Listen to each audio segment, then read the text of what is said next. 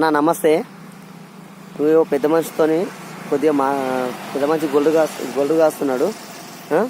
ఇక్కడ చూడండి అన్న, గొల్లురాన్ని మేపుతున్నాడు. పెద్ద మనిషిని ఒకటే అడుగు, ఏం పేరే? కిష్టయ్య అని అంట అన్న. ఎంతమంది పిల్లలే? 2 కొడుకులు 2 బిడ్డలు. 2 కొడుకులు 2 బిడ్డలు అంట అన్న.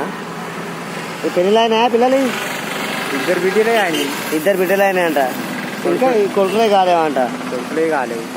ఎన్ని సంవత్సరాలు ఉంటాయి? నేను 60-65 ఉంటా. 60-65 సంవత్సరాలు ఉంటాడన్న పెద్ద మనిషి. అయినా ఇంకా వయసులో కష్టపడుతున్నాడు, మనిషి గట్టిగా ఉన్నాడు. మన నాన్న ఉంటాడు అప్పుడే. కొడుకులు ఏమన్నా మంచిగా చూసుకుంటారా? చూసుకుంటారా? ఎప్పటికి ఎప్పుడు చూసుకుంటారే? చూసుకుంటారు కదా. ఎంత జీతం ఇస్తారా నువ్వు గొడ్డు మోసినందుకు? నాకు నెలకు 10,000 ఇస్తారు. కూడా నాకు గొడ్డు మోపిన నెలకు 10,000 ఇస్తారంట. గొడ్డు అన్ని మోస్తాను నెలకు 10,000 ఇస్తారంట.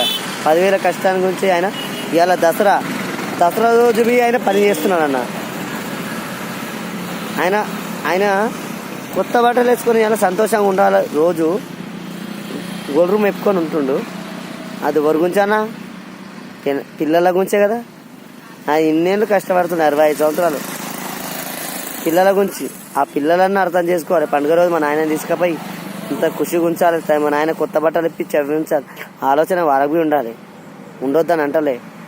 ఆయనకి ఉంటుంది మనసులో బాధ అని చెప్పుకోలేని పరిస్థితి పెద్ద మనిషిది.